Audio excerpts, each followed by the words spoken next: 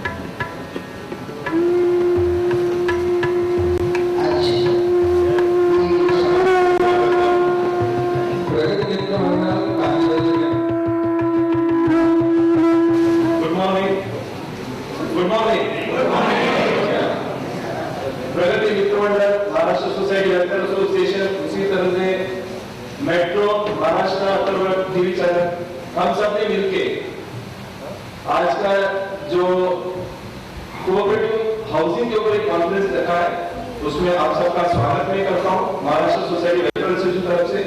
उसी तरह आज के जितने भी महान व्यक्ति लोग आए हैं, यहाँ की चीफ गेस्ट आज के गोपाल शेट्टी साहब, उनका स्वागत करता हूँ।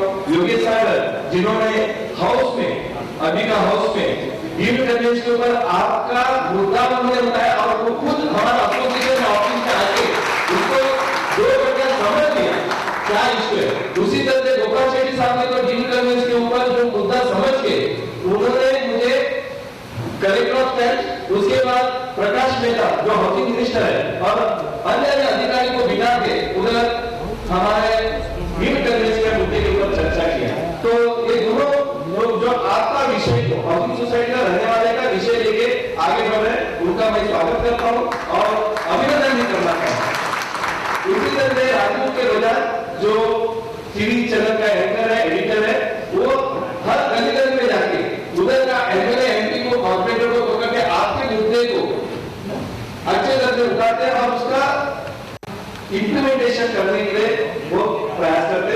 और आज के जो निरंजन सेठ है, सब पदाधिकारी और खास करके जिगर रोड़ा जी, जिन्होंने इस प्रोग्राम को अच्छे तरह से स्पॉन्सरशिप किया, उनका भी मैं स्वागत करता हूँ और अभिनंदन करता हूँ।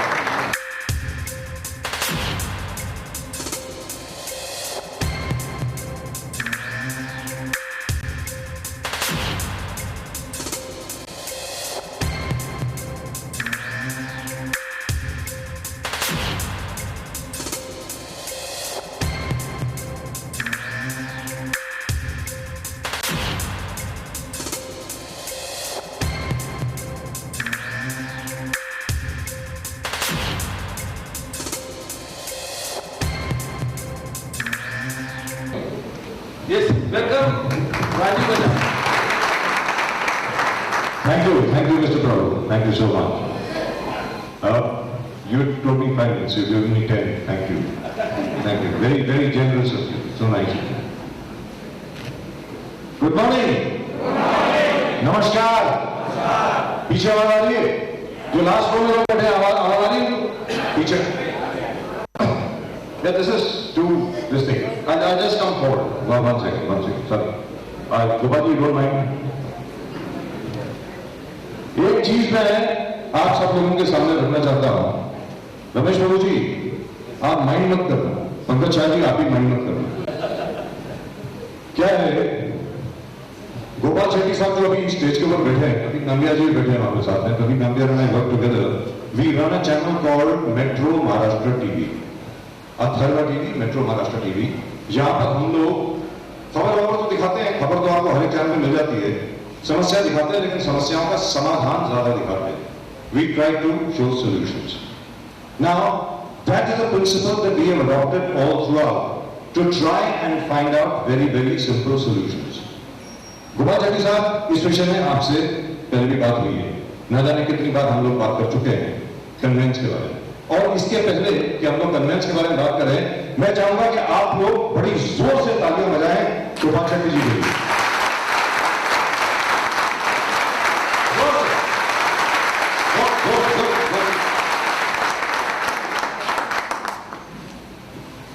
मुझे मालूम नहीं कितने लोगों को यहां पर जानकारी है, एक जगह मालवानी पास नहीं है, जानते हैं आप लोग? मुंबई के रहने वाले जानते होंगे यार. क्या सब लोग सो रहे हो क्या? रमेश भाई जी कॉफी नहीं ली सबको, चाय कॉफी नहीं मिलाई क्या? क्या मतलब क्या किया? किसी को नहीं मिला? किसी को मिला? चाय कॉफी मिला? नहीं मिला? नहीं मिला. मालवानी के 35 के 36,000 बच्चों की जिंदगी बर्बाद होने वाली थी. किसी आरटीआई एक्टिविस्ट ने कोई एप्लीकेशन फाइल करी, उसके बेसिस के ऊपर कोई कोर्ट का ऑर्डर लेकर के आ गया, स्कूल सारे बंद होने वाले थे. एक बार फिर मैं अभिनंदन करूंगा गोपाल शेट्टी साहब का.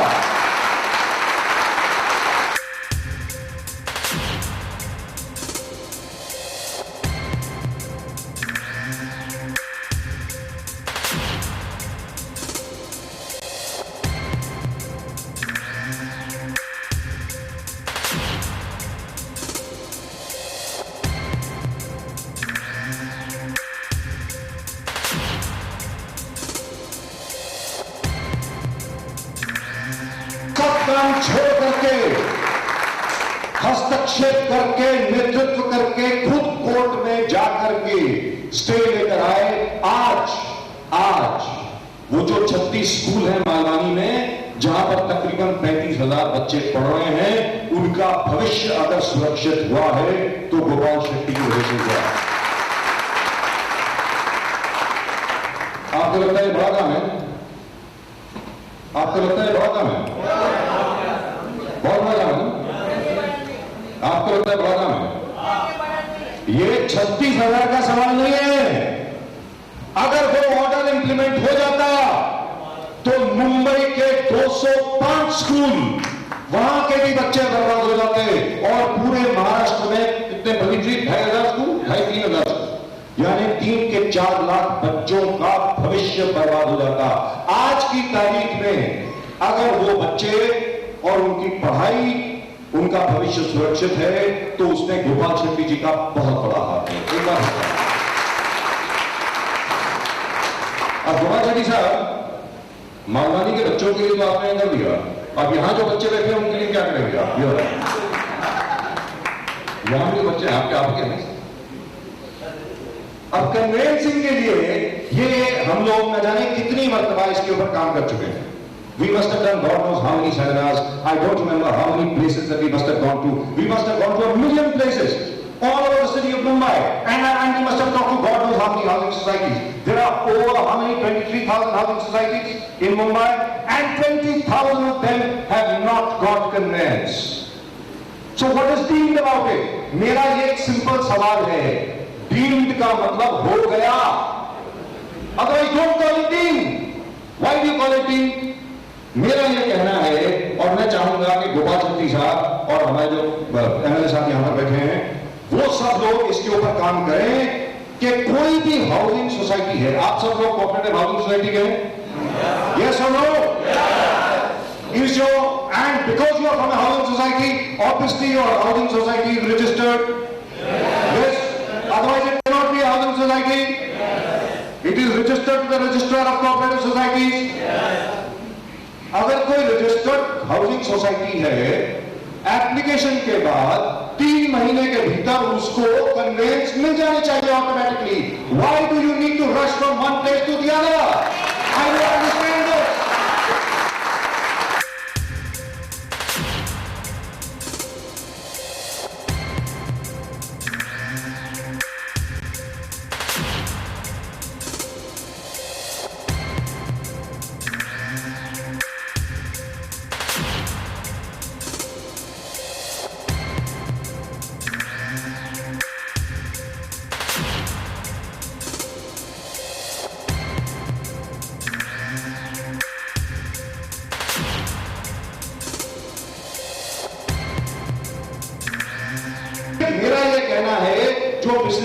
कानून लेकर के आई, उसमें डीम्ड का क्या मतलब हुआ? फिर डीम नहीं हुआ, डीम्ड कन्वेंस की जगह पर यह लिखना चाहिए this is complex conveyance, complicated conveyance, corruption convince.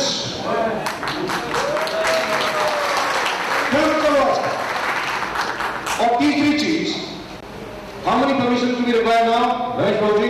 How many? 46, 48, 46 permission. और यार डीम्ड क्या हो गया यार? 46 परमिशन नाम सुन के आदमी घबरा जाता है कि 46 परमिशन चाहिए। बाप रे बाप, मर गए ये डेट।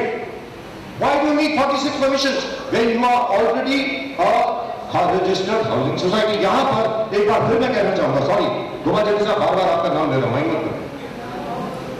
दोस्त हैं मेरे, बड़े पुराने दोस्त हैं। गोपाल शेट्टी साहब ने बहुत ही अहम और बहुत ही मुद्दे की बात की थी जब इनके साथ हम लोग हैं we walked around the Dahisar River in Sanjay Gandhi national park. हमारे शिवाजी निखाड़े साहब के साथ में थे, प्रदीप जी आपके थे। गोपाल शेट्टी साहब ने बहुत ही पते की बात कही थी। क्या कही थी? कि भाई कन्वेंस आप दे दीजिए, क्या करना चाहिए रजिस्ट्रार को, कानून में क्या होना चाहिए? सर कोई तकलीफ है आपको? तकलीफ है? नहीं। You okay? You sure?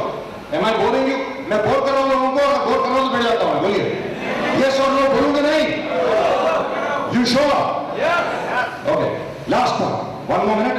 Gopal Shetty साहब इसको, गोपाल शेट्टी साहब ने बहुत पते की बात करी है। डिप्टी रजिस्ट्रार साहब ये अंदर बैठे हैं, मैं उम्मीद करता हूं वो भी जरा ध्यान देंगे इस बात को, क्योंकि उनके हाथ में नहीं है, वो तो कानून फॉलो करेंगे। कानून जो असेंबली पास करेगी वही उनको फॉलो करना पड़ेगा।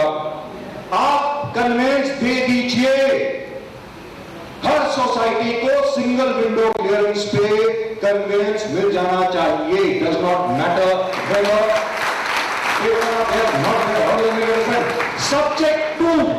subject to all litigations arising out of the conveyance to be looked after by the society. It does not matter. Are we agreed on this? कि हमें कन्वेंस दे दीजिए, इसके ऊपर अगर कोई कानूनन कोई समस्या उत्पन्न होती है तो वो लायबिलिटी हाउसिंग सोसाइटी की है। हम लोग देख लेंगे, हमें कोई प्रॉब्लम नहीं है। सिंपल बात है। आखिरकार ऐसा कानून क्यों पारित नहीं हो सकता? मैं आप लोगों को जानना चाहता हूं, क्या ऐसा कानून पारित होना चाहिए? यस और नो? आप खड़े करके बोले जोर से, यस और नो? क्या ऐसा कानून पारित होना चाहिए? क्या सिंगल विंडो क्लियरेंस होनी चाहिए?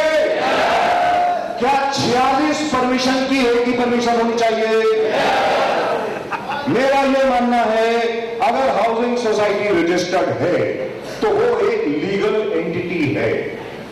अगर वो एक लीगल एंटिटी है और इट डज नॉट मैटर कि आप 5 साल से रह रहे हैं, 10 साल से रह रहे हैं, 20 साल से रह रहे हैं, 100 साल से रह रहे हैं, if you are there and you have paid all your dues, that's it.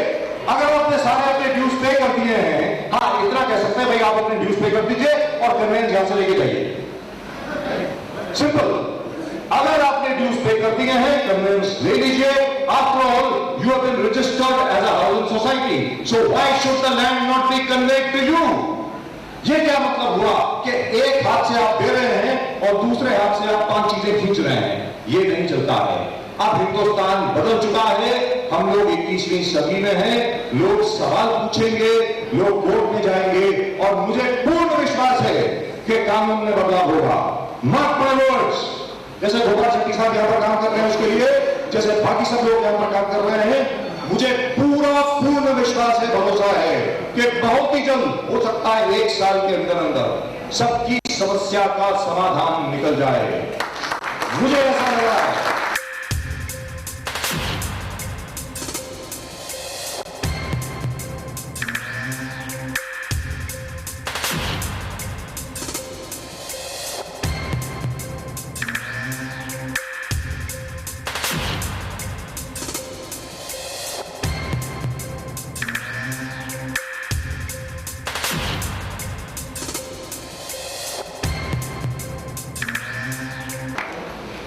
One final word. मैं बाकी सब लोगों से भी, महानुभाव जितने भी हैं यहां पे, रमेश बाबू जी जरा ध्यान दें, सॉरी जरा ध्यान दें, मैं बोल रहा हूं यार, आपने बोला बोलने के लिए, नहीं कभी बुलाते।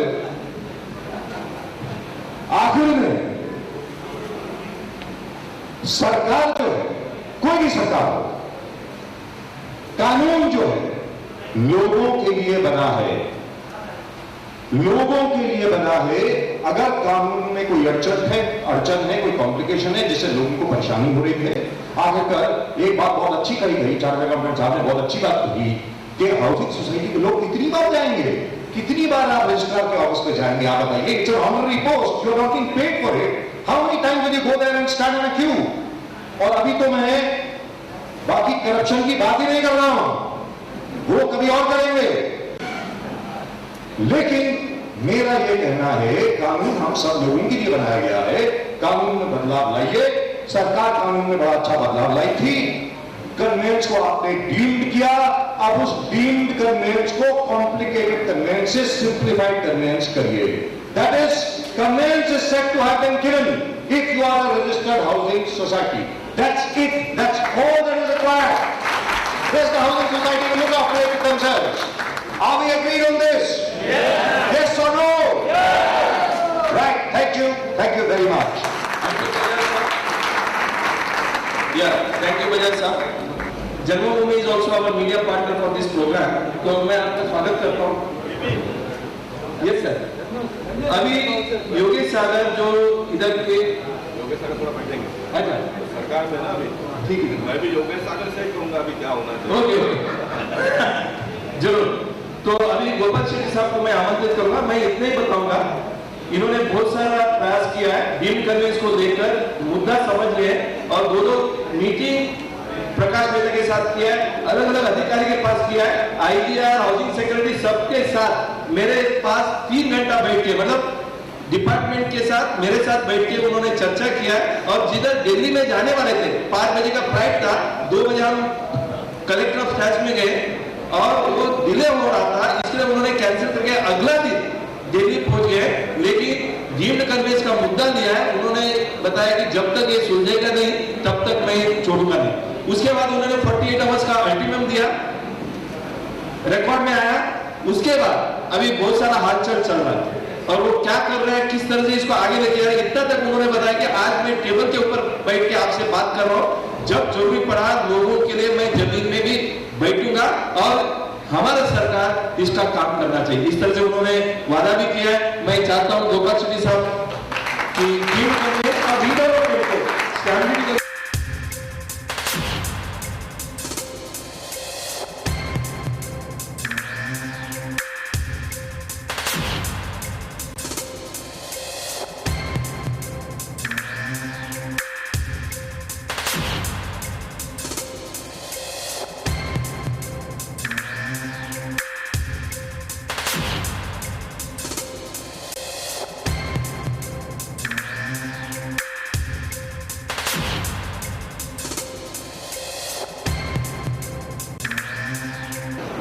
प्रगति मित्र मंडल, महाराष्ट्र सोसाइटी वेलफेयर एसोसिएशन और जेपीबी रिलेटर्स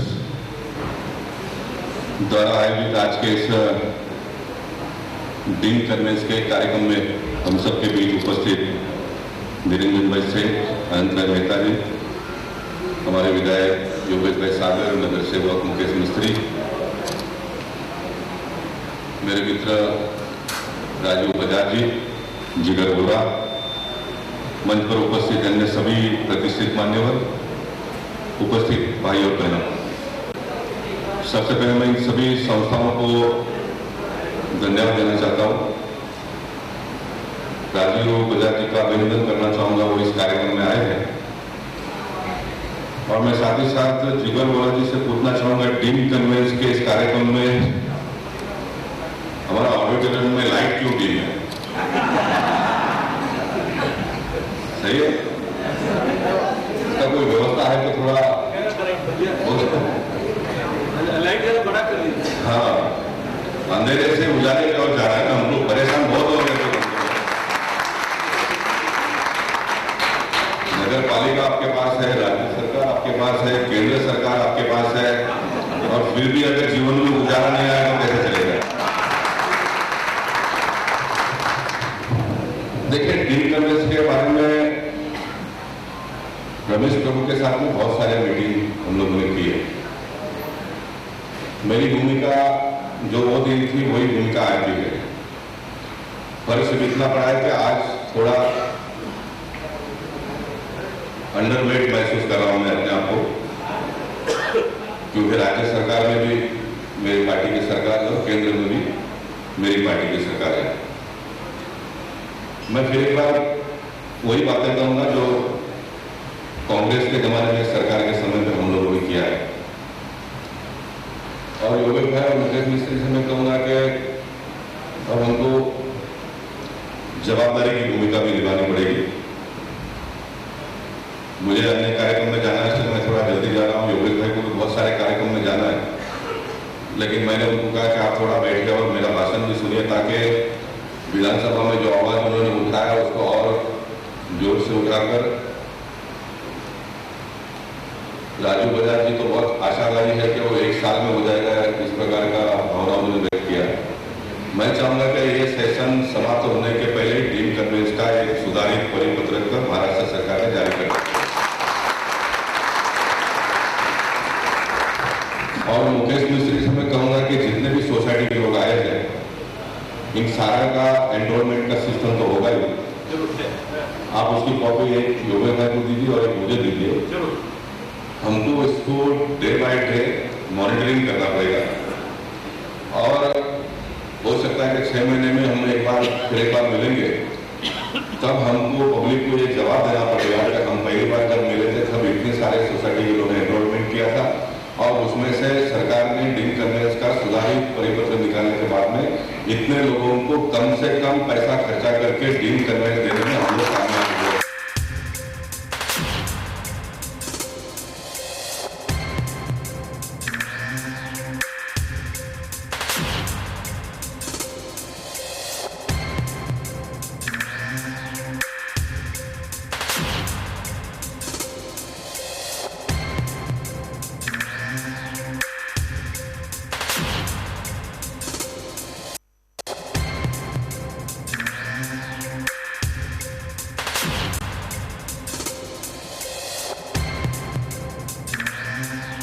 वो कर लेंगे, मेरा भाषण सुनने के बाद कर लेंगे वो।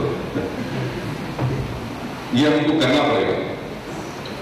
और ये मैं थोड़ा आप लोगों से भी सहयोग चाहूंगा। आप लोगों से सहयोग ये है कि फिर एक बार मेरा भाषण इसके पहले बहुत सारे लोगों ने सुना होगा। डीम कन्वेंस क्या है, ये मसला कहां से प्रारंभ हुआ और ये कहां तक हम पहुंचे और इसमें बीच में कमियां और खामियां क्या है, ये हमको सबसे पहले समझना पड़ेगा। हम सबके दिमाग में एक बात ये घुस गया है कि बिल्डर ने बहुत बड़ी बदमाशी की है। जो बिल्डर ने बदमाशी की है, आप हमको उनका नाम दीजिए। निश्चित आपके प्रतिनिधि के नाते और सरकार का एक बहुत बड़ा हिस्सा हम दोनों हैं, तो हम आपको उसमें न्याय देने का पूरा काम करेंगे। लेकिन टोटलिटी इसमें बिल्डर का ही दोष है क्या? तो बिल्डर का टोटली दोष नहीं है, टोटली सरकार का भी दोष है क्या? तो मैं आज भी कहूंगा कि टोटली सरकार का भी दोष नहीं था। इसे जो ज्वाइंट रिस्पॉन्सिबिलिटी है, थोड़ा दोष आप लोगों का है, थोड़ा दोष बिल्डर का है, थोड़ा दोष सरकार का है और थोड़ा दोष सरकारी अधिकारी और पॉलिटिशियन लोगों का भी है कि जितना हमने काम करना चाहिए था नहीं किया, इसलिए मसला इतना सारा बिगड़ा हुआ है। It's total responsibility of all the 4 groups और हमको सारे लोगों को इसमें अभी महत्व की भूमिका आने वाले दिनों में निभानी पड़ेगी। ये कहां से प्रारंभ हुआ, तो मैं आपको इस तरह से समझाने का प्रयास करूंगा कि पहले दिनों में जब बिल्डिंग कंस्ट्रक्ट स्टार्ट हुआ तो डेवलपमेंट एग्रीमेंट पे बिल्डिंग का प्लान पास होता था महानगर पालिका में। अब कॉर्पोरेशन ने और गवर्नमेंट ने इसमें बहुत सारे सुधार और चेंजेस लाया है ये सारे मसले को देखकर। तो बिल्डर के ख्याल में भी उन दिनों में यह था कि बिल्डिंग पूरा होते ही मुझे तो सोसाइटी को कन्वेंस करके देना है, तो मैं क्यों अपने पास कन्वेंस लो, हो सकता है टैक्स बचाने के लिए किया होगा। और मैं जब बिल्डिंग पूरा करके जाऊंगा तो सोसाइटी के नाम पे जमीन मालिक से कन्वेंस कराऊंगा और मैं चला जाऊंगा। अब ये काम जब बड़े पैमाने पे शुरू हुआ तो सरकार को लगा इसमें से हमको पैसा मिलना चाहिए, तो स्टैंप ड्यूटी का शायद कायदा उन दिनों में लाया होगा। अब उन दिनों में फिर आपस झगड़ा यहाँ से प्रारंभ हुआ कि स्टैंप ड्यूटी फ्लैट परचेसर भरेगा या बिल्डर भरेगा, ये झगड़ा शायद शुरू हुआ होगा।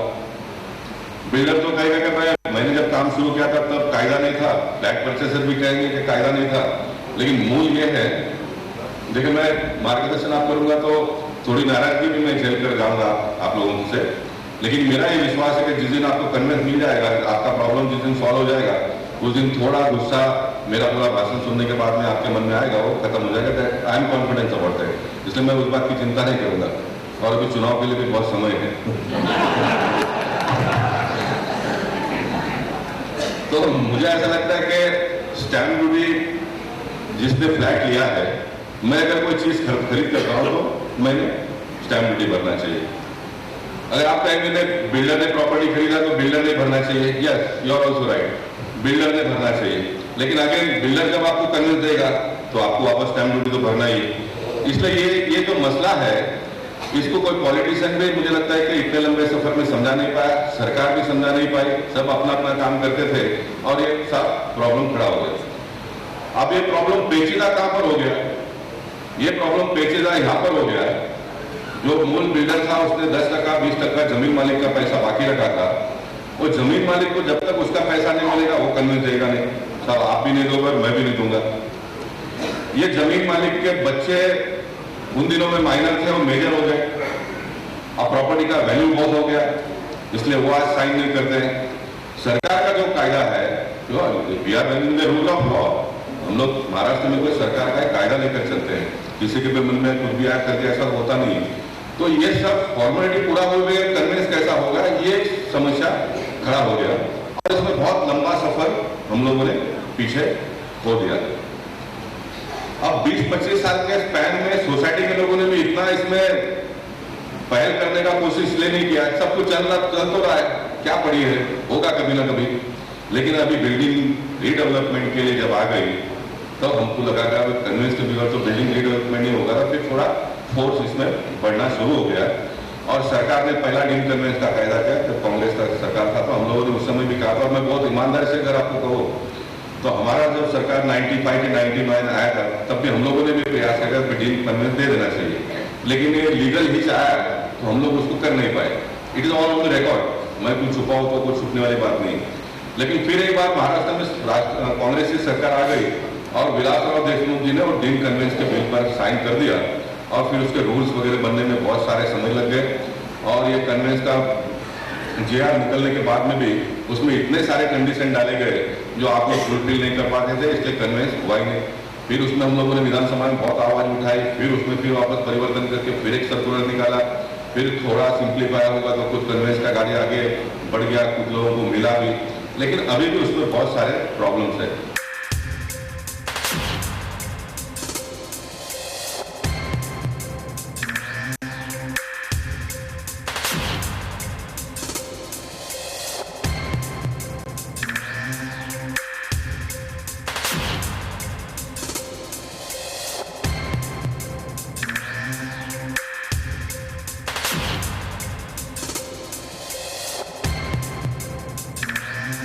मैं बहुत लंबा ना करते हुए अभी मेरे मन में क्या हो मैं आपको बताना चाहूंगा। और इसमें जो प्रॉब्लम है, मैं डीम कन्वेंस चाहता हूं कि 1 लाइन डीम कन्वेंस सरकार ने योग्य पर निकालना चाहिए।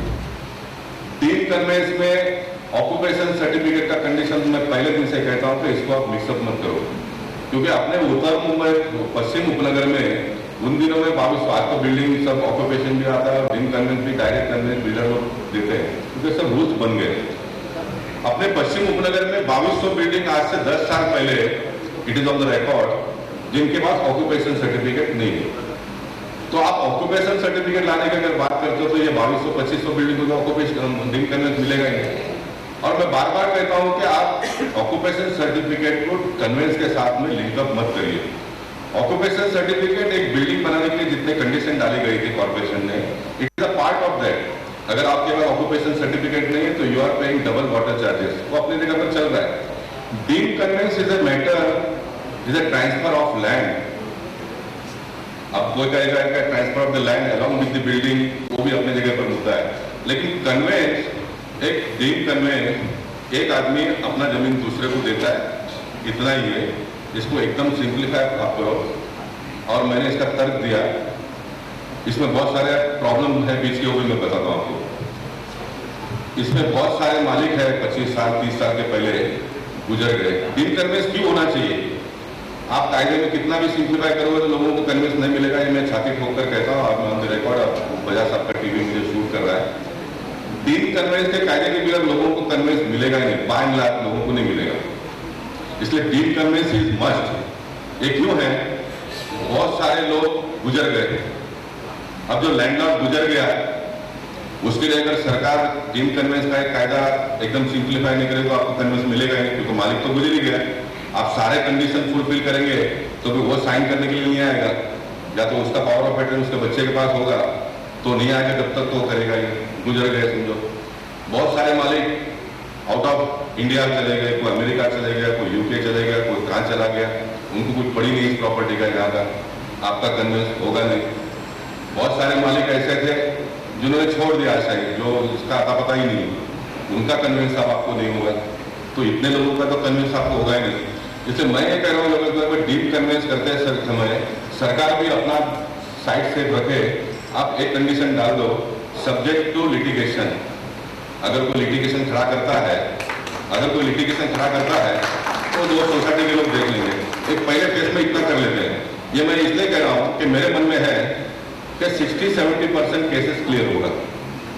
जो गुजर गए वो क्लेम करेगा नहीं, जो आउट ऑफ इंडिया है वो क्लेम करेंगे नहीं, जिन्होंने आशा छोड़ दिया है, जिसका आता पता आपको भी नहीं मालूम है, वो भूल गए, बहुत श्रीमंत हो गए वगैरह वगैरह, तो ये इतने बड़े लॉट है, ये निकल जाएंगे। अगर कोई 10-20% लोग लिटिगेशन खड़ा भी करते हैं कि हमारा राइट बड़ा है, हमारा पेमेंट बाकी है वगैरह वगैरह, तो वो केस को हम बाद में निपटा सकते हैं, सटा सकते हैं। और वो तो जेन्युइन है। आज सरकार कितना भी करने के बाद जिसका साथ पेमेंट आपने किया नहीं है, 10%, 20% जो भी है, उसकी जो अपेक्षा है वो दिए देगा तो कन्वे होगा ही नहीं, होगा ही नहीं। ये मैं वास्तविकता आपको बताता हूँ। आपको मैं खुश करने के लिए 4 बातें अनाप शनाप बोलकर निकल जाओ, आप ताली बजा देंगे, लेकिन आपका सब प्रॉब्लम सॉल्व होने वाला नहीं। तो डीप कन्वेंस हो गए भाई, सिंप्लीफाई एकदम कर दो और उसमें कंडीशन डाल दो। सरकार को अपनी सेफ्टी के लिए सब्जेक्ट टू लिटिगेशन करके 3 महीने का टाइम दे दो पेपर में डिक्लेयर करने के बाद में, और लोगों को कन्वेंस हमने विदाउट एनी कंडीशन, जो बिल्डिंग में रहते हैं एफएसआई फुल हो गया उसका कन्वेंस कर दो। प्राइवेट लेआउट में जहाँ पर एफएसआई फुल यूटिलाइज नहीं हुआ है वहाँ पर नहीं होगा, ये थोड़ा हिच है उसमें। और मैं आपको बहुत ईमानदारी से कहता हूँ कि उसमें बिल्डर का राइट आज भी बना हुआ है। एफएसआई अगर बैलेंस होगा तो एफएसआई फुल यूटिलाइज किया है, बिल्डर ने आपको कन्वेंस दे देना चाहिए। और साथ साथ में ये कंडीशन हम भी ये भी निकालेंगे कि एफएसआई फुल यूटिलाइज होने के बाद में भी अगर कोई जमीन मालिक और बिल्डर कन्वेंस को अड़िंदा पैदा करता है तो उसको हम जेल में डालेंगे। ये भी उनको व्यवस्था साथ करनी है। मैं जब ये बात करता हूँ तो मैं बिल्डर का फेवर की भी बात करता हूँ। आप बिल्डर या जमीन मालिक जो भी है, आपका पेमेंट बाकी है तो आपको पेमेंट मिलना चाहिए, है ना। आपका पूरा होने के बाद में अगर आप लिटिगेशन खोटा खड़ा करते हो तो फिर आपको शासन भी होना चाहिए। तो साहब ये सारा डीम कन्वेंस का मामला निपट जाएगा और लोगों को राहत मिलेगी। ये एकदम सिंप्लीफाई हमको करना पड़ेगा। और जब मैं प्रकाश भाई को मिला, प्रभु हम सब लोग मिलकर, तो प्रकाश भाई ने ऑफिसर को बुला कर कह कि भाई करो। और उन्होंने बहुत स्पष्ट भाषा में योगेश भाई कहा कि 3-4 जीआर हमने पहला निकाला है। गोपाल शेट्टी बोलते हैं वैसा एक बार निकाल दो, ये नहीं होता और एक जीआर निकालेंगे। सरकार को काम क्या है दूसरा? अगर इसमें कामयाबी नहीं मिलती है तो और एक जीआर निकालेंगे। प्रकाश भाई ने ऑफिसर को कहा और ऑफिसर ने कहा था कि मैं गुरुवार तक इसका मसला तैयार करता हूँ। 3 गुरुवार निकल गए, 3 गुरुवार निकल गए। ये हमको करना पड़ेगा। और मैं बहुत खुलकर कहता हूँ योगेश भाई, जो कांग्रेस के जमाने में हमारे अधिकारियों ने, जो अच्छे अधिकारी है उनका हम स्वागत करते हैं। मैं अधिकारियों से कहूँगा, पॉलिटिशियन और हमारे पार्टी में अगर कोई कर होंगे, जैसा मैं आपके बारे में खुलकर कहता हूँ, आप भी हमारे बारे में कहिए साहब। ये ऑफिसर लोग जो 10 लाख लाओ, 15 लाख लाओ, 20 लाख लाओ, ये कम से कम भारतीय जनता पार्टी के सरकार के जमाने में बिल्कुल बंद हो जाता है, बिल्कुल बंद।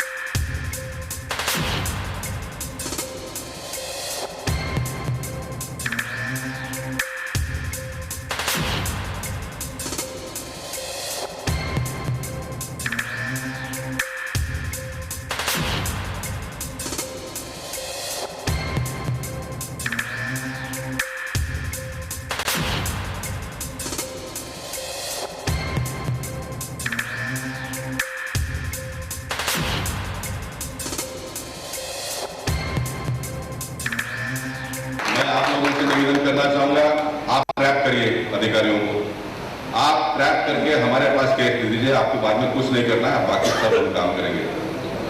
मैं आपको यहाँ तक भी कहता हूँ, आपको कोई अधिकारी अगर कहता है कि इतना पैसा दो तो हम आपको कन्विंस करेंगे, देंगे। आप सिर्फ अपना एक मोबाइल में टैप करके वो मोबाइल का जो भी रिकॉर्डिंग है वो हमको दे दीजिए, आप फ्री हो जाइए। आपको कन्विंस दिलाने की जवाबदारी हमारे, हम इतना तो काम आपको करना पड़ेगा ना, इतना तो काम आपको करना पड़ेगा। तो साहब ये हमको करना पड़ेगा आने वाले दिनों में, तो ही साहब ये कन्विंस आएगा। ये सरकारी अधिकारी और ये पॉलिटिशियन, अगर मैं उसमें हूं तो मैं भी हूं, योगेश भाई है तो योगेश भाई है, मुकेश भाई है तो मुकेश भाई भी है। जैसा पब्लिक कहते हैं, ये हमारे अधिकारियों का जान यहाँ पर नहीं है। अधिकारियों का जान भी कुर्सी पर है, पॉलिटिशियन का जान भी कुर्सी पर है। कोई सही बात बताता नहीं है, देश के नागरिकों को सही मार्गदर्शन जितना अपने को समझ में आता है। I am not the last person to guide you, लेकिन मुझे जितना समझ में आता है वो तो मैंने आपके साथ में कहना चाहिए ना, नहीं तो प्रॉब्लम कैसा कुछ होगा, ये सॉल्व होने वाला नहीं है। अब आपको मैं बताता हूँ, 2011 में जीआर निकला, दिन कन्वेंस कर दो, उसके इतने मुद्दे डाल दिए। इसके बीच में कैंपा कोला का मामला आ गया, और कैंपा कोला का मामला आने के बाद कैंपा कोला को ऑक्यूपेशन सर्टिफिकेट नहीं है, ये मुद्दा आ गया। अब ये दिन कन्वेंस जो हो गए, उसमें कुछ जोन के अधिकारियों ने विदाउट ऑक्यूपेशन सर्टिफिकेट भी दे दिया, कुछ जोन के लोग देते नहीं थे। इस प्रकार से काम चल रहा था। लेकिन एक कैंपा कोला का मामला जब सामने आ गया और लोगों को पता चला कि कैंपा कोला के पास ऑक्यूपेशन सर्टिफिकेट नहीं है, तो ये अधिकारियों ने एक मीटिंग लिया मंत्रालय में, पहला कांग्रेस के सरकार के समय पर, और उन्होंने ये तय किया कि आने वाले दिनों में ऑक्यूपेशन सर्टिफिकेट नहीं होगा तो कन्वेंस देने का नहीं, एकदम हार्ड कर दिया। और मैं आपको बताऊंगा, मैं प्रभु से कहूंगा कि सबको जीआर का कॉपी दे दो, लेकिन वो जीआर जो बनाया उन्होंने उसमें योगेश भाई ये लिखा कि ऐसा पाया गया कि 2011 में जो जीआर निकाला उसके बाद में गति से काम नहीं हो रहा था, और कुछ जोन के लोग कुछ पेपर से बिगड़ करते थे, कुछ जोन के लोग कुछ पेपर मांगकर टीम कन्वेंस करते थे। इसके लिए इसको सिंप्लीफाई करने के लिए हम और एक जीआर निकाल रहे हैं। इसको सिंप्लीफाई करने के लिए और फास्ट टीम कन्वेंस का काम हो, इसलिए और एक जीआर निकाले।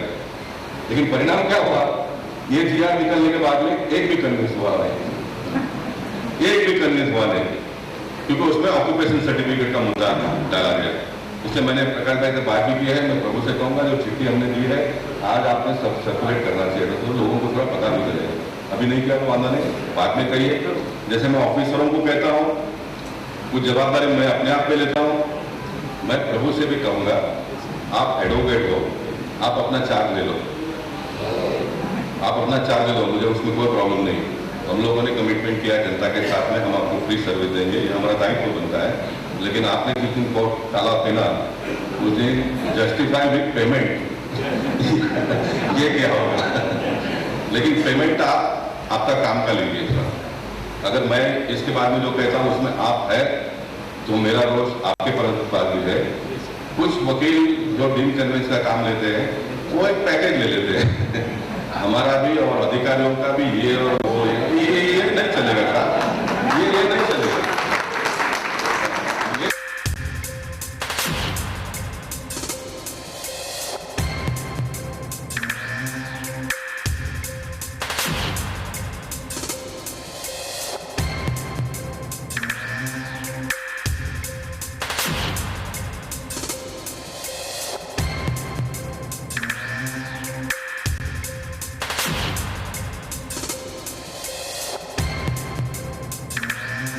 आप अपना मजदूरी पूरा लीजिए सर, हम लोग आपको फ्री में सपोर्ट करेंगे।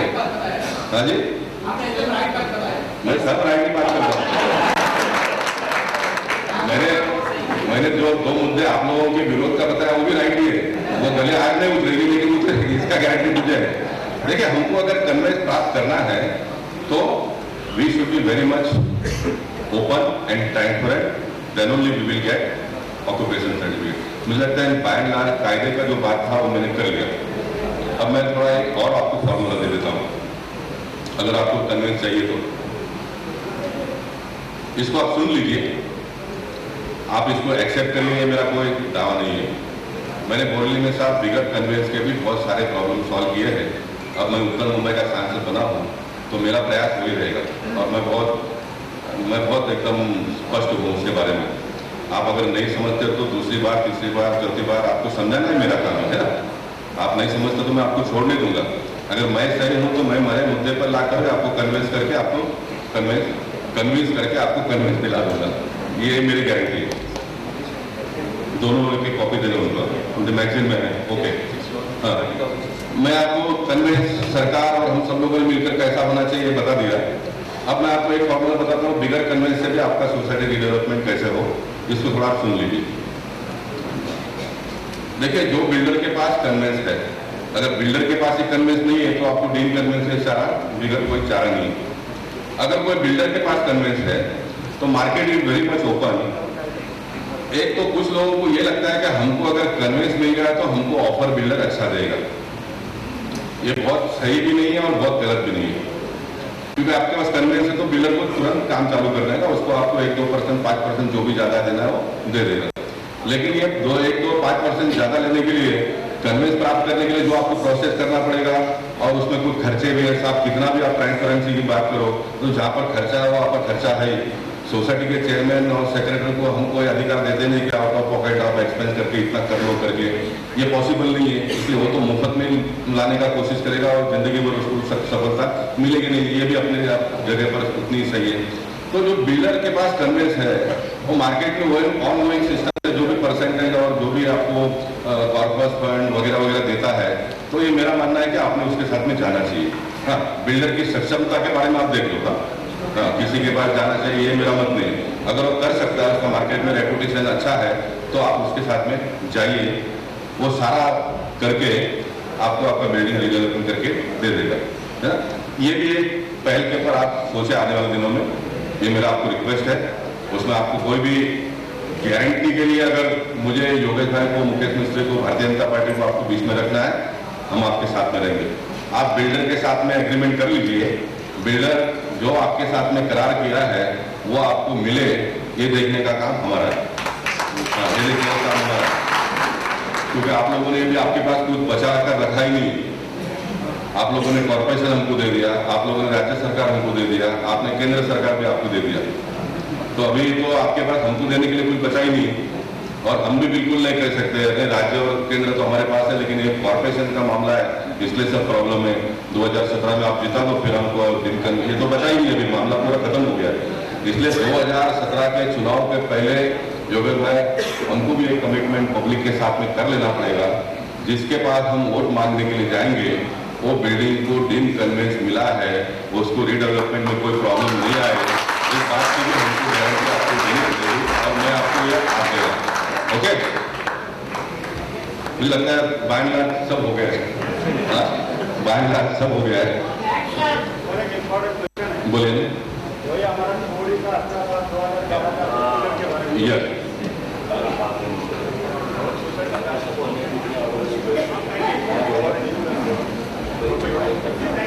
नहीं अभी मैंने बात कर लिया ना, ये मुझे मालूम है। मेरे पास बहुत शिकायत आई है। 48 रुपीज पर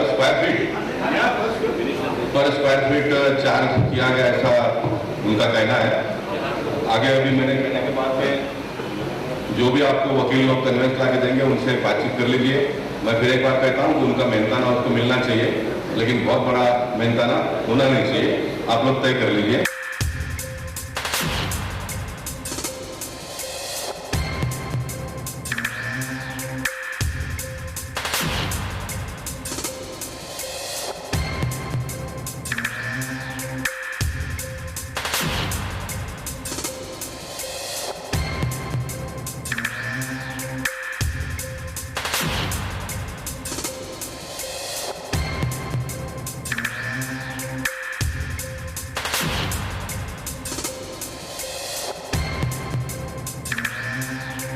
सीओडी के मामले में मैं आप सबसे माफी चाहता हूं।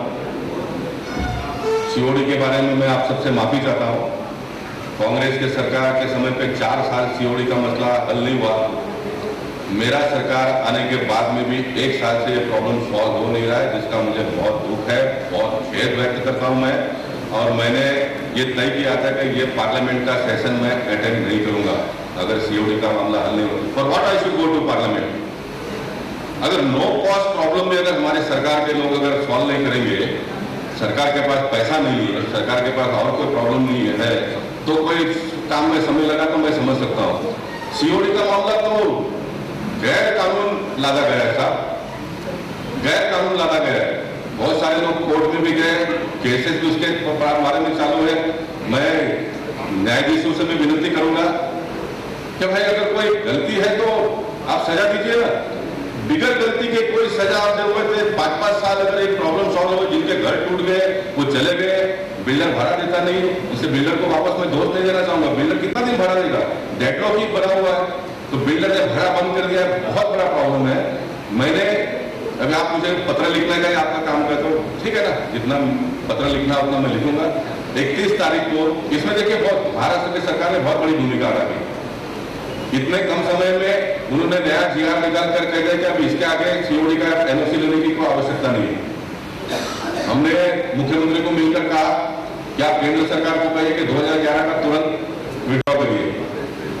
मैंने कॉर्पोरेशन को जाकर कमिश्नर से कहा you are the planning authority, सब आपने 5 साल में क्या किया? कुछ नहीं किया आपने। सब डेवलपमेंट के काम बंद पड़े, आपका रेवेन्यू लॉस हो रहा है, आप तो कुछ नहीं कर रहे हो। तो कमिश्नर भी जागे हैं, उन्होंने भी एक पेपर भेज दिया। वर्षा में 1.5 महीने के पहले मीटिंग हुआ, मैं स्वयं उसमें था, अतुल भास्कर जी थे, महाराष्ट्र के मुख्यमंत्री थे, और पर्रिकर जी डिफेंस मिनिस्टर यहाँ पर आए थे। उन्होंने हमको कमिटमेंट किया कि 30 जून तक मैं विड्रॉ करता हूँ, और उन्होंने कहा इलीगल सर्कुलर है ये। डिफेंस मिनिस्टर ये कहता है कि इलीगल सर्कुलर है, आई विल विड्रॉ इट। मैं आपको बहुत दुख के साथ में कहना चाहता हूँ, जो रिपोर्ट गई उसमें वापस डिफेंस के लोगों ने उसमें ऐतराज उठाया है। जब मैं not ready to withdraw that 2011 circular, मैंने पर्रिकर साहब को कहा कि साफ करिए। मैंने 30 तारीख को सारे जितने कॉरेस्पॉन्डेंस किए थे उसका एक वापस उनको सेट दिया। मैं यहाँ ही नहीं रुका, मेरे पार्टी के अध्यक्ष अमित शाह जी को मैंने एक लेटर दिया, उनको मैंने कहा आप इसमें इंटरव्यू करिए, आप मुझ पर भरोसा करिए, मैं इस मुद्दे को आपका प्रतिनिधि के रूप में लड़ता रहूंगा। मैं कौन से पार्टी का हूँ, कौन से पार्टी रूलिंग में है यहाँ वहाँ, ये मेरे लिए सेकेंडरी है। मेरे लिए प्राइमरी है कि जो गलत जुल्मी कानून डिफेंस के माध्यम से आपके ऊपर लादा गया है उस पर जल्दी से जल्दी आपको छुटकारा मिले, इस प्रकार की व्यवस्था करता हूँ। एक सांसद महाराज दिल्ली के लोकसभा में कम हुआ तो भी चलेगा, मैं सही समय पर मेरा निर्णय लेकर केंद्र सरकार को जो अन्याय हो रहा है उसके ऊपर सोचने के लिए मजबूर करूंगा। इससे ज्यादा मैं अभी कुछ नहीं कहता हूँ, आवश्यकता पड़ेगी तो मैं बाद में कहूँगा। जो मुद्दे हैं थोड़ा योगेश भाई के लिए भी हम छोड़ेंगे, क्योंकि एक दिन कन्वेंस का जीआर वगैरह पीछे पड़कर निकालना ये उनका ही काम है। मेरा लोकसभा का सेशन पूरा होने के बाद में मैं भी शायद ज्वाइन हो जाऊंगा, लेकिन मुझे विश्वास है प्रकाश भाई ने जिस प्रकार से बात की है, योगेश भाई पूरा सब लोग मिलकर नेता मारेंगे तो यही लोग विधानसभा के सेशन में डीन कन्वेंस का मुद्दा आ जाएगा। जो कुछ भी सवाल होंगे आप योगेश भाई को जवाब दे देंगे, और मैं भी उनके साथ में फॉलो करके जानने की कोशिश करूंगा। मैं फिर एक बार आप सबको धन्यवाद देना चाहता हूँ, प्रगति मित्र मंडल और बाकी सारे लोगों को एक अच्छा फिर एक बार पहल किया, और इतनी बड़ी संख्या में आप यहाँ पर आए। मैं आपसे निवेदन एक ही बात कर रहा चाहूँगा, उसको डे टू डे हम लोग फॉलो करके अंतिम निर्णय तक जाने के लिए सफलता हासिल करेंगे। 6 महीना 12 महीने का टाइम अभी साफ नहीं चलेगा, है ना। ये 6 महीना 12 महीने का बहुत हो गया, अभी हम दिन में काम करेंगे, not in week also. Okay, thank you all the best.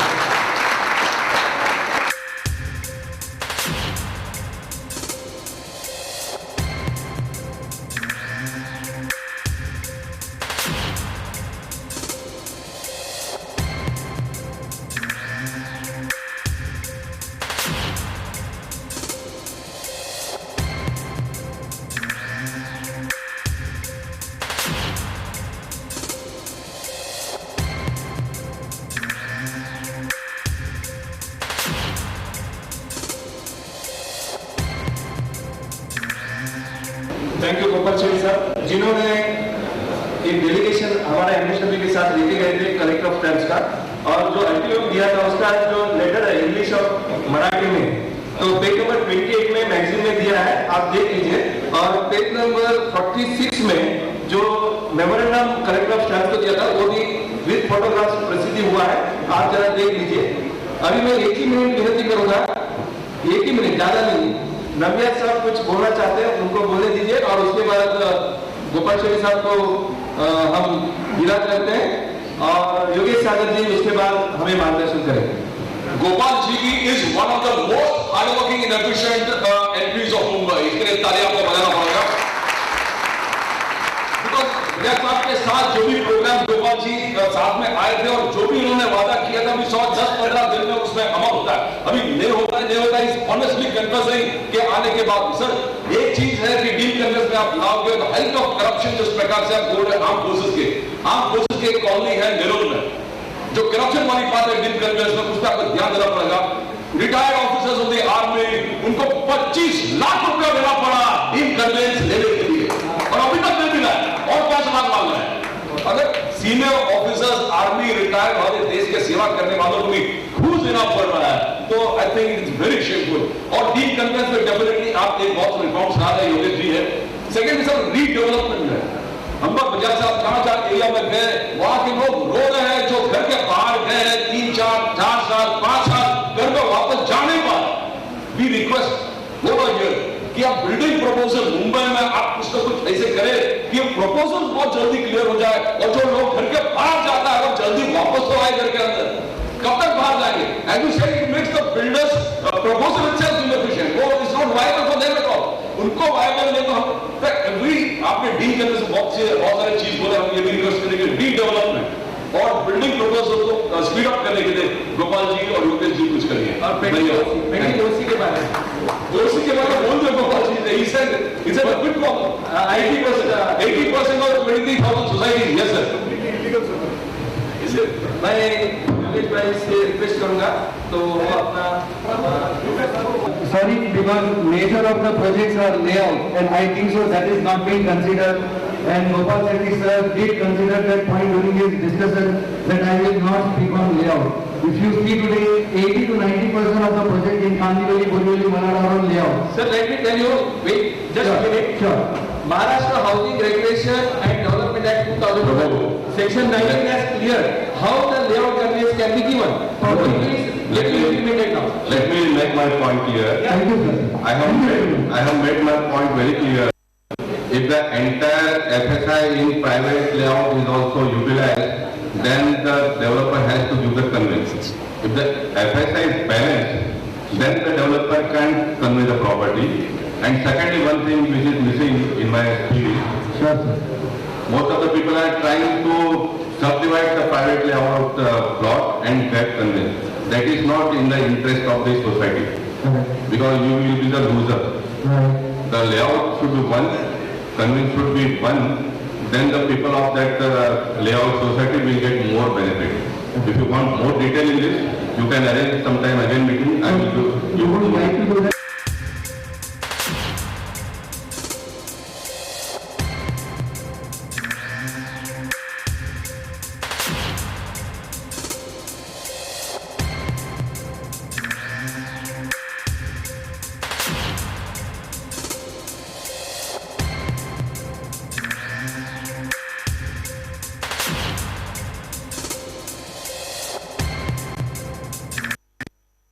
Pragati Mitra Mandal Maharashtra society welfare association और जेपीयू रिलेटर्स के संयुक्त तत्वाधान में आयोजित इस हाउसिंग कॉन्फ्रेंस में अभी यहाँ से गए हमारे सांसद गोपाल शेट्टी जी, श्री राजू बजाज जी, प्रगति मित्र मंडल के निरंजन सेठ, नगर सेवक मुकेश मिस्त्री,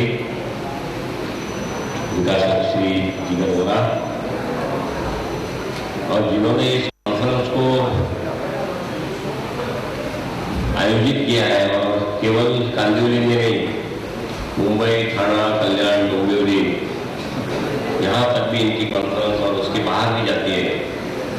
ऐसे चार्टर्ड अकाउंटेंट श्री रमेश प्रभु जी, केतन जानी जन्मभूमि के पत्रकार मित्र और शायद कुमार साहब भी गए ना,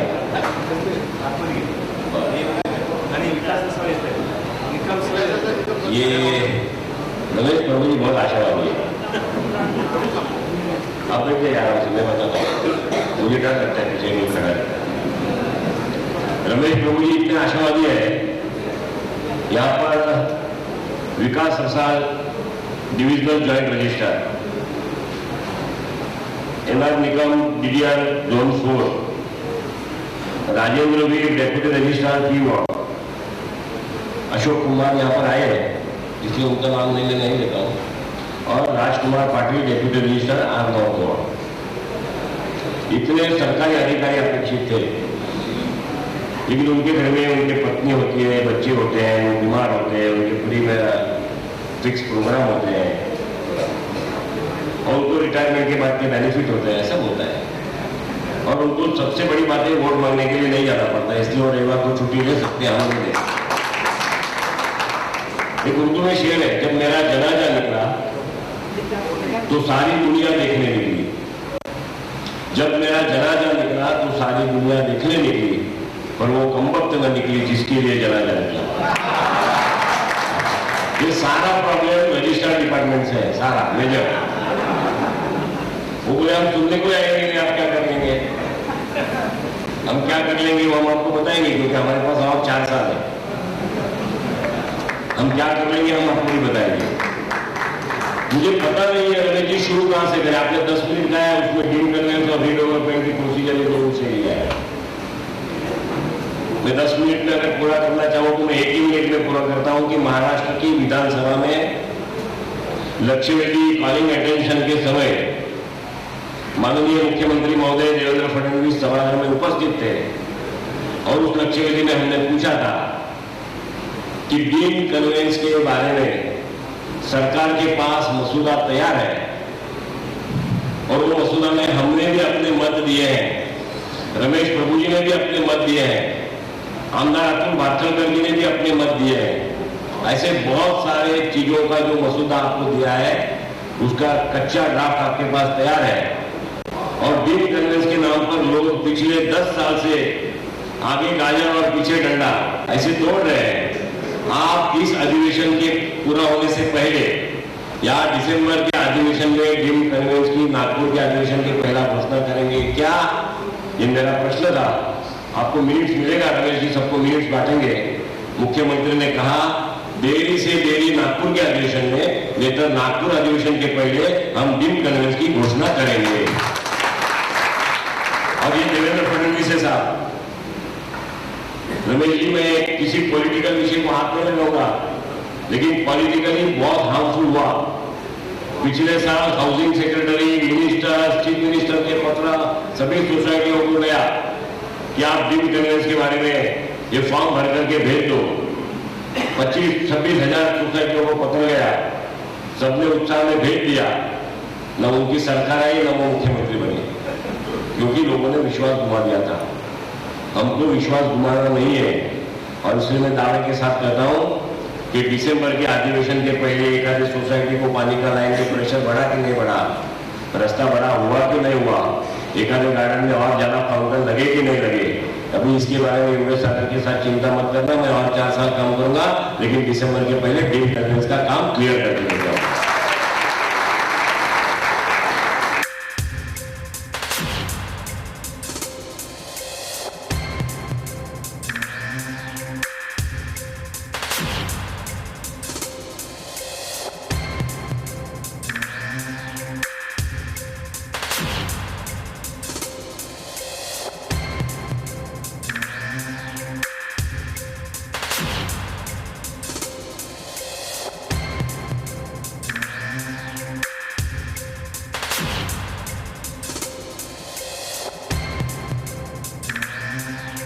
चार डिपार्टमेंट का कंसर्न है, 4 डिपार्टमेंट का। सबसे पहले रेवेन्यू डिपार्टमेंट, दूसरा कोऑपरेटिव डिपार्टमेंट, सहकार खाता, तीसरा हाउसिंग डिपार्टमेंट और चौथा यूडी डिपार्टमेंट। हम यहाँ पर हाउसिंग के कुमार साहब बैठे हैं, हाउसिंग से शुरू करता हूं। हाउसिंग के डिपार्टमेंट को डीम्ड कन्वेंस देने के लिए जो मसूदा तैयार करके मिलेगा, इसमें एक भी भ्रष्टाचार करने की जगह नहीं रहेगी। वो हम खाते से देखेंगे और मसूदा फाइनल करने के पहले इसके बारे में कागज लेंगे। कन्वेंस के बारे में ऑक्यूपेशन सर्टिफिकेट मांगना, गोपाल शेट्टी जी ने जिसका उल्लेख किया है, ऑक्यूपेशन तो बिल्डिंग का होता है भाई। आप तो जमीन का कन्वेंस कर रहे हैं, तो जो बिल्डिंग है उसका ऑक्यूपेशन नहीं है, तो जमीन का कन्वेंस रोकने का आपको अधिकार नहीं है। आप ऑक्यूपेशन नहीं है इसलिए कन्वेंस नहीं देने का, अगर ऐसा कोई संयोजन होगा तो कुमार साहब कल छुट्टी है आषाढ़ी एकादशी की, आप मुझे दे दीजिए, मैं मंगलवार की विधानसभा में पहला औचित्य का मुद्दा उठाऊंगा कि जो बिल्डिंग रिलेटेड मैटर है उसको जमीन के साथ जोड़ने का सरकार को कारण क्या है, आप दे दीजिए मुझे, मैं आपको भी मदद करता हूँ, मैं आपको भी मदद करता हूँ। और मुझे तो अभी और भी सुविधा है, मैं आपको इसलिए बताता हूँ कि सरकार हमारी है, मंत्री हमारे हैं, रीडेवलपमेंट के विषय को मैं साथ में जोड़ करके बोलूंगा कि जिस सोसाइटी ने एजीएम में तय किया कि हमको हमारी सोसाइटी का रीडेवलपमेंट करना है, लोकशाही का देश है, इसलिए 100 अगर मेंबर है उसमें से 70% से ज्यादा, 50% से ज्यादा लोगों ने सहमति जता दी और एजीएम ने विषय मंजूर हो गया, तो सोसाइटी के डेप्यूटी रजिस्ट्रार की एनओसी क्यों जरूरत है भाई? क्या के लिए आपकी एनओसी चाहिए? मैं आपको वादा करता हूँ, मैंने चंद्रकांत दादा पाटिल सरकार मंत्री से विधानसभा में इसके बारे में बात की है, मैं आने वाले 1 महीने में कंडीशन डिलीट करवा दूंगा। कोई सोसाइटी का एजीएम के अंदर अगर मंजूर हुआ होगा तो उसको डेप्यूटी रजिस्ट्रार की एनओसी की आवश्यकता नहीं है। क्या लेना है डेप्यूटी रजिस्ट्रार को? वहां भाव खड़ा के रखा है, आप ऑन रिकॉर्ड बता दो। मेरे पास लोग आते हैं 25,000 रुपया फ्लैट का, एरिया वाइज मलाड होगा तो, कांगड़ी होगा तो, बोरीवली होगा तो, सोसाइटी के अंदर नहीं होगी कि सोसाइटी बनवाने का इतना पैसा, कमर्शियल प्रीमाइसेस होगा तो पर यूनिट इतना पैसा, ये नहीं चलेगा साहब। लोग अपने पसीने की कमाई से सरकार चलवाते हैं, हजारों हजार लाखों लाख करोड़ का कर्जा सर पे लेकर के फडणवीस की सरकार चलती है, 3,85,000 का कर्जा है। अब लोग एक पैसा ज्यादा देने को तैयार नहीं है और देना भी नहीं चाहिए लोगों ने, और इसलिए आप लोग आवाज उठा करके आइए। क्यों भाई? सोसाइटी की एजीएम ने मंजूर किया कि हमको रीडेवलपमेंट में जाना है, तो सोसाइटी के डेप्यूटी रजिस्ट्रार को क्यों पेट में दुखना चाहिए भाई? क्यों कानून बनना चाहिए? एक नया खिड़की खोल देने का, रास्ता बाहर निकालने का, करप्शन का एक नया दरवाजा खोल देने का, ये सारे रास्ते बंद करेंगे मित्रों।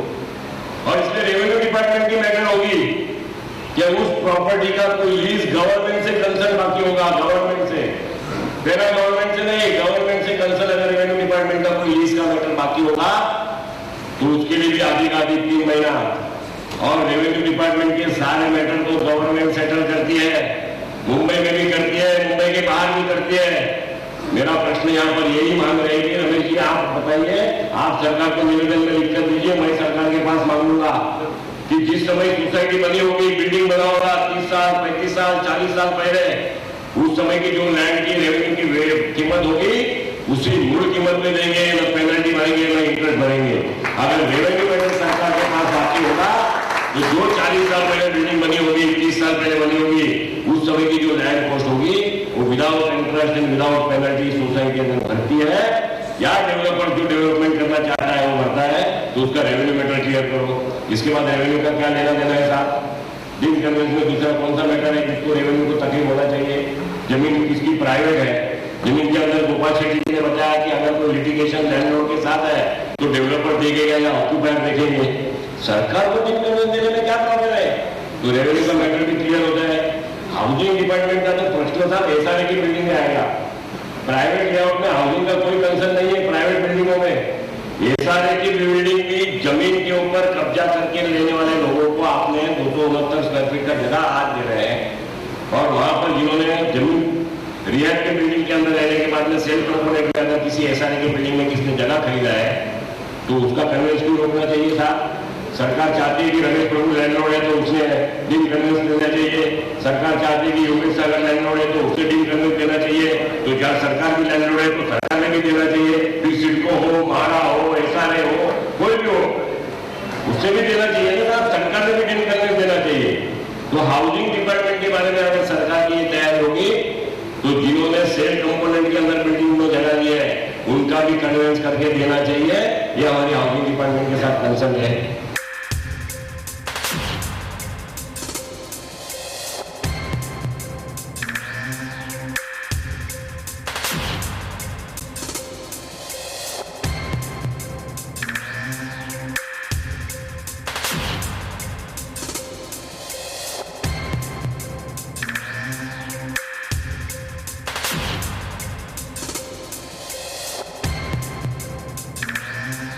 अभी लास्ट में बच गया आपका यूडी डिपार्टमेंट, उसको लेना देना क्या है? यूएलसी का मतलब है बिल्डिंग प्रपोजल डिपार्टमेंट का कंसर्न तो हमने पहले ही निकाला क्योंकि वो बिल्डिंग के साथ कनेक्टेड मैटर नहीं है, रिलेटेड है। अगर यूएलसी का मैटर है और अगर यूएलसी के मैटर में अंडर सेक्शन 20 को रिजर्वेशन उस समय पे बिल्डर ने हैंडओवर नहीं किया होगा कंपोनेंट अथॉरिटी को कंस्ट्रक्टेड एरिया, तो उसमें पीछे रहने वाले लोगों को क्यों तकलीफ देने का भाई? आप ऐसा करिए, सरकार ने ये नियम बनाना चाहिए, हमने भी अपने ड्राफ्ट में लिखा है रमेश जी कि आप जिस प्रकार से यूएलसी के अंदर सेक्शन 20 के पैनलाइज करके पैसा वसूल करते हैं, या तो पैनलाइज करिए या तो सरकार को अगर जगह चाहिए तो उतना जगह और मांगने के लिए उसमें परमिशन दीजिए जिसमें यूएलसी का अंडर सेक्शन 20 के डिसऑनर हुआ है और उतनी इंसेंटिव बिल्डर को दे दीजिए। मामला एकदम आसान है, लेकिन विल चाहिए, पॉलिटिकल विल।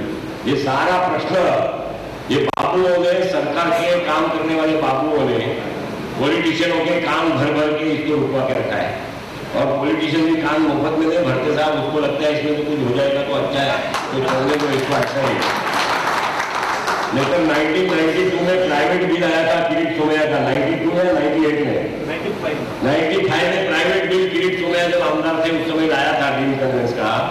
आज 20 साल के बाद भी ड्रीम कन्वेंस नहीं दे रहे हैं, इसका मतलब इनके भी पेट में कुछ तकलीफ है ना भाई। तो सबका इलाज करना चाहिए, और मैं तो सबका इलाज करने के लिए आपके साथ खड़ा हूँ, मुझे कोई तकलीफ नहीं। लेकिन ये ड्रीम कन्वेंस का मसला लोगों के साथ में बैठ करके पूरा करेंगे। इसके अंदर चारों डिपार्टमेंट के बारे में हमने जानकारी दी है। स्टैंप ड्यूटी के विषय में भी मेरा कहना ऐसा है, अभी विषय निकला है इसलिए कह देता हूँ, रेडी रेकनर का स्टैंप ड्यूटी का वैल्यूएशन लगा दिया और प्रॉपर्टी टैक्स को रेडी रेकनर से जोड़ दिया। साहब मैं जिस बिल्डिंग में रहता हूँ, बिल्डिंग में 1982 से मैं रहता हूँ, मैंने 18 साल हो गए, 33 ईयर्स से मैं एक बिल्डिंग में रहता हूँ। जो 33 ईयर्स पहला बिल्डिंग में मैंने जगह खरीदी वो उस समय 3,60,000 रुपये में खरीदी थी। आज उसका वैल्यूएशन अगर 1.5 करोड़ रुपया है तो आप मुझे 1.5 करोड़ से प्रॉपर्टी टैक्स क्यों लगाओगे? मैंने तो बेचा नहीं भाई, मैं तो वही ले रहा हूँ। अगर मेरे पास 1.5 करोड़ बेचने के बाद 2.25 करोड़ लेने की ताकत है तो मैंने जो 2.25 करोड़ का लिया उसके ऊपर आप 2.25 करोड़ का प्रॉपर्टी टैक्स लगाओ। लेकिन मैंने जो 3.25 लाख रुपया में लिया है, 35 साल वहां रह रहा हूँ, आज आपके रेडी रेकनर की वैल्यूएशन बढ़ गई, इसलिए आप इसको हमारे साथ जोड़ दोगे और मैं वहां घर में अगले साल उसकी मार्केट के अंदर और तेजी आ गई, उसकी 3 करोड़ वैल्यू हो गई, तो आप मुझे 3 करोड़ से प्रॉपर्टी टैक्स लगाओगे क्या? आवाज उठा लीजिए कि नहीं उठा लीजिए? आप लोग तो उठाते नहीं साहब, मैं तो अकेला फिर मेरे को गला दुखता है, बुखार आ जाता है, इतना अच्छा है कि हाउस के बाहर नहीं निकलता है, चिल्लाता होता। लेकिन ये विषय भी हमने सबने रमेश जी लेना चाहिए। रेडी रेकनर के साथ प्रॉपर्टी टैक्स का जो कॉम्बिनेशन किया है, इंटरकनेक्शन किया है, उसमें जिन्होंने अभी नया परचेज किया होगा, अगर मैंने अपना फ्लैट बेचा और आज 1.5 करोड़ रुपए में बिकता है तो 1.5 करोड़ में लेने वाले को प्रॉपर्टी टैक्स 1.5 करोड़ से लगाओ। लेकिन मैंने जब लिया था उस समय उसकी वैल्यूएशन जो थी और मैं इतने साल से वहां रहता हूँ तो मुझे प्रॉपर्टी टैक्स उसी हिसाब से या जो पुराना था वही लगना चाहिए। ये भी हमारी स्टैंप ड्यूटी के बारे में समझिए। मित्रों बहुत सारे विषय है, इसके बारे में हम आने वाले दिनों में काम करेंगे। कुमार साहेब तुम्ही इथे आल्यात, मी तुमचा मनापासून आभार व्यक्त करतोय, पण जे नाही आले त्यांनी कमीत कमी इथे खासदार येणार आहे, इथे आमदार येणार आहे, इथे नगरसेवक बसले, कमीत कमी ज्यांनी ऑर्गेनाइज केलं आहे त्याला निरोप तरी पाठवायची आवश्यकता होती। अच्छा ऑन द वे है, बहुत अच्छा है, उनको आने दीजिए, उनकी भी बात कर लीजिए। उनको भी अगर कुछ प्रॉब्लम है तो मैं आपके पास सामने से आ जाऊंगा। अगर आपको लगता है कि और जीएस में से ड्रीम कन्वेंस कैसा हो सकता है, लेकिन सिंगल लाइन ड्रीम कन्वेंस होना चाहिए। इसके अंदर डील का मतलब होता है कोई कंडीशन नहीं होती है, और आज अनकंडीशनल लोगों ने हमको कॉर्पोरेशन, विधानसभा और लोकसभा दी है, हम आपको अनकंडीशनल देने का पूरा प्रयत्न करेंगे। बहुत बहुत धन्यवाद।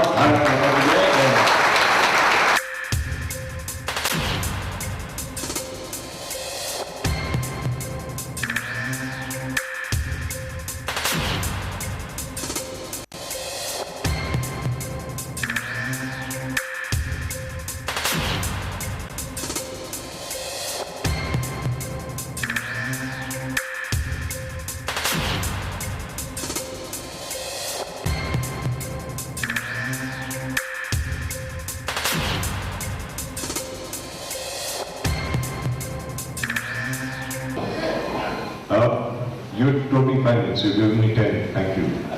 Thank you. Very, very generous of you. So nice of you. Good morning. नमस्कार। पीछे आवाज आ रही है? जो लास्ट रो में लोग बैठे आवाज आ रही है? पीछे। Yeah, this is to this thing. I'll just come forward. One second. Sorry. Gopal, you don't mind? एक चीज मैं आप सब लोगों के सामने रखना चाहता हूं। रमेश बाबू जी, आप माइंड मत करना। पंकज शाह जी, आप भी माइंड मत करना। क्या है, गोपाल शेट्टी साहब जो अभी स्टेज के ऊपर बैठे हैं, कभी नामिया जी बैठे हैं हमारे साथ में, कभी Namiya and I work together. We run a channel called Metro Maharashtra TV, Atharva TV, Metro Maharashtra TV. यहां पर हम लोग खबर तो दिखाते हैं, खबर तो आपको हर एक चैनल में मिल जाती है, समस्या दिखाते हैं, लेकिन समस्याओं का समाधान ज्यादा दिखाते हैं। We try to show solutions. Now that is the principle that we have adopted all throughout, to try and find out very very simple solutions. Gopal Shetty साहब, इस विषय में आपसे पहले भी बात हुई है, न जाने कितनी बार हम लोग बात कर चुके हैं कन्वेंस के बारे में। और इसके पहले कि हम लोग कन्वेंस के बारे में बात करें, मैं चाहूंगा कि आप लोग बड़ी जोर से तालियां बजाएं गोपाल शेट्टी जी के लिए।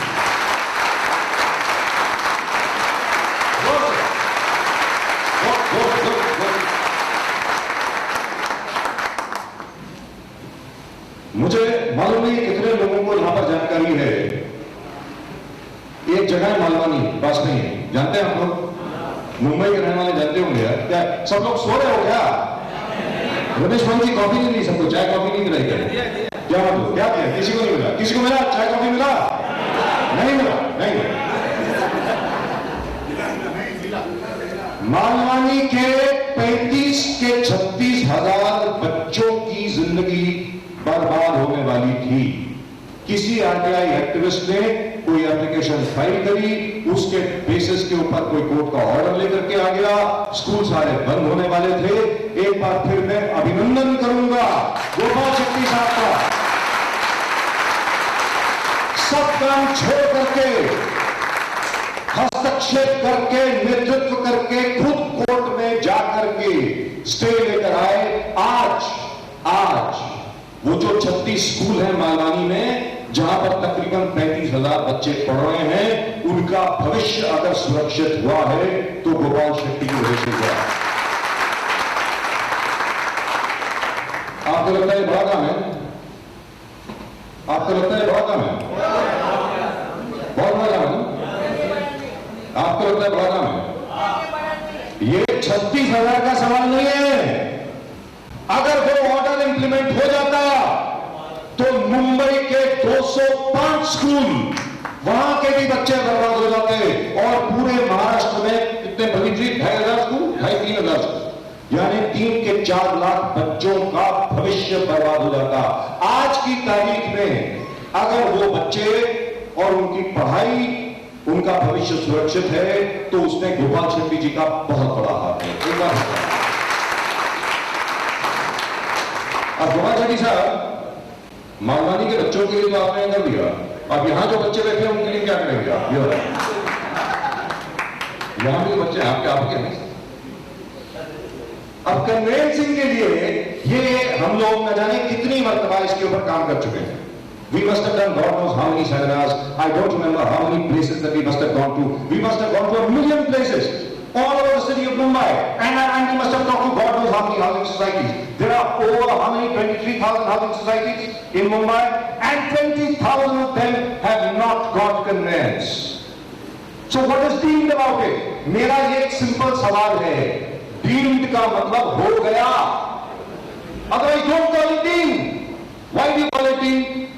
मेरा ये कहना है, और मैं चाहूंगा कि गोपाल शेट्टी साहब और हमारे जो एमएलए साहब यहां पर बैठे हैं, वो सब लोग इसके ऊपर काम करें कि कोई भी हाउसिंग सोसाइटी है, आप सब लोग कोऑपरेटिव हाउसिंग सोसाइटी के हैं? यस और no? Is your, and because you are from a housing society, obviously your housing society is registered. Yes. Otherwise it cannot be a housing society. It is registered to the registrar of cooperative societies. अगर कोई registered housing society है, application के बाद 3 महीने के भीतर उसको convince मिल जानी चाहिए automatically. Why do you need to rush from one place to the other? I don't understand this.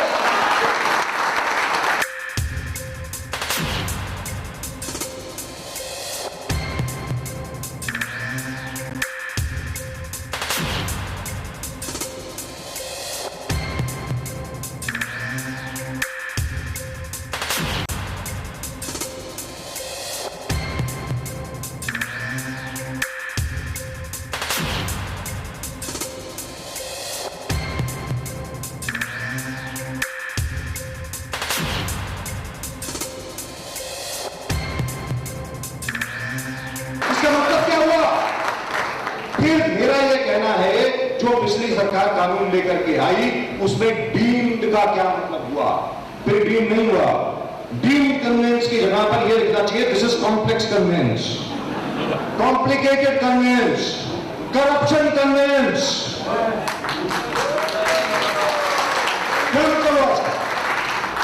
और तीसरी चीज, how many permissions do we require now?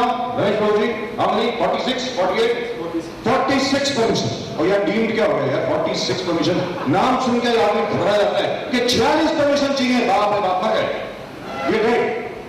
Why do you need 46 permissions when you are already a registered housing society? यहां पर एक बार फिर मैं कहना चाहूंगा, सॉरी गोपाल जी साहब, बार बार आपका नाम ले रहा हूं, मैं मत करो, दोस्त हैं बड़े पुराने दोस्त हैं। गोपाल शेट्टी साहब ने बहुत ही अहम और बहुत ही मुद्दे की बात की थी जब इनके साथ हम लोग हैं we walk around the Dahisar river in Sanjay Gandhi national park. हमारे शिवाजी निखाड़े साहब के साथ में थे, प्रदीप जी आप थे। गोपाल शेट्टी साहब ने बहुत ही पते की बात कही थी। क्या कही थी? कि भाई कन्वेंस आप दे दीजिए। क्या करना चाहिए रजिस्ट्रार को? कानून में क्या होना चाहिए? सर कोई तकलीफ है आपको? तकलीफ है? नहीं। You okay? You sure? Am I boring you?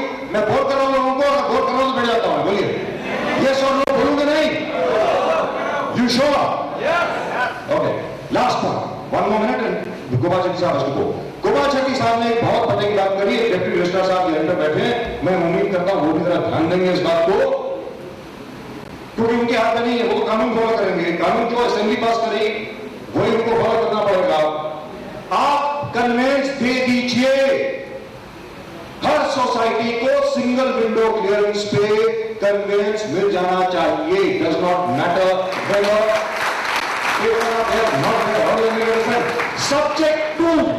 subject to all litigations arising out of the conveyance will be looked after by the society. It does not matter.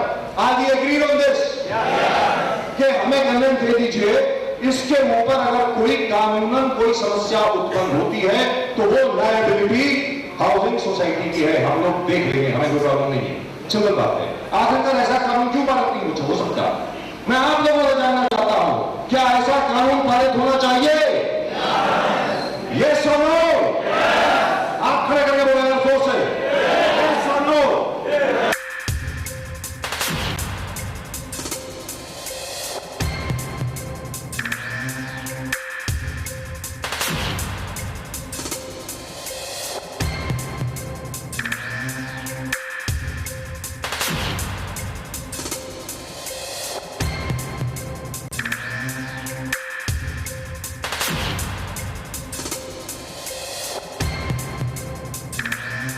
क्या ऐसा कानून पारित होना चाहिए? क्या सिंगल विंडो क्लियरेंस होनी चाहिए? क्या 46 परमिशन की एक ही परमिशन होनी चाहिए? मेरा यह मानना है, अगर हाउसिंग सोसाइटी रजिस्टर्ड है तो वो एक लीगल एंटिटी है। अगर वो एक लीगल एंटिटी है और इट डज नॉट मैटर कि आप 5 साल से रह रहे हैं, 10 साल से रह रहे हैं, 20 साल से रह रहे हैं, 100 साल से रह रहे हैं, if you are there and you have paid all your dues. That's it. अगर आपने सारे अपने ड्यूज पे कर दिए हैं, हाँ इतना कह सकते हैं भाई आप अपने ड्यूज पे कर दीजिए और कन्वेंस यहां से लेके जाइए। सिंपल। अगर आपने ड्यूज पे कर दिए हैं, कन्वेंस ले लीजिए। After all you have been registered as a housing society, so why should the land not be conveyed to you? ये क्या मतलब हुआ कि एक हाथ से आप दे रहे हैं और दूसरे हाथ से आप 5 चीजें खींच रहे हैं? ये नहीं चलता है। अब हिंदुस्तान बदल चुका है, हम लोग 21वीं सदी में हैं। लोग सवाल पूछेंगे, लोग कोर्ट में जाएंगे और मुझे पूर्ण विश्वास है कि कानून में बदलाव होगा। मार्क माय वर्ड्स, जैसे गोपाल शेट्टी साहब यहां पर काम कर रहे हैं उसके लिए, जैसे बाकी सब लोग यहां पर काम कर रहे हैं, मुझे पूर्ण विश्वास है, भरोसा है कि बहुत ही जल्द, हो सकता है 1 साल के अंदर अंदर, सबकी समस्या का समाधान निकल जाए। मुझे ऐसा लग रहा है 100% होगा ही। वन फाइनल वर्ड, मैं बाकी सब लोगों से भी, महानुभाव जितने भी हैं यहाँ पे, रमेश बाबू जी जरा ध्यान दें, सॉरी जरा ध्यान दें, मैं बोल रहा हूँ यार, आपने बोला बोलने के लिए, नहीं कभी बताते। आखिर में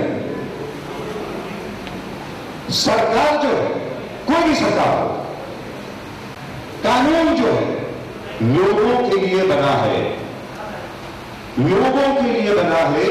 अगर कानून में कोई अड़चन है, कोई कॉम्प्लिकेशन है जिससे लोगों को परेशानी हो रही है, आखिरकार एक बात बहुत अच्छी कही गई, चार जगह साहब ने बहुत अच्छी बात कही कि हाउसिंग सोसाइटी के लोग कितनी बार जाएंगे, कितनी बार आप रजिस्ट्रार के ऑफिस पे जाएंगे, आप बताइए। It's your honorary post, you are not being paid for it. How many times will you go there and stand in a queue? और अभी तो मैं बाकी करप्शन की बात ही नहीं कर रहा हूं, वो कभी और करेंगे। लेकिन मेरा ये कहना है, कानून हम सब लोगों के लिए बनाया गया है, कानून में बदलाव लाइए। सरकार कानून में बड़ा अच्छा बदलाव लाई थी, कन्वेंस को आपने डीम्ड किया, अब उस डीम्ड कन्वेंस को कॉम्प्लिकेटेड कन्वेंस से सिंप्लीफाइड कन्वेंस करिए।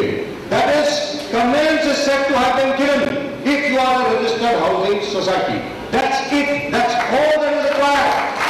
Does the housing society look after it themselves? Are we agreed on this? Yes. Yes or no? Yes. Right. Thank you. Thank you very much. Yeah. Thank you, Bajaj sir.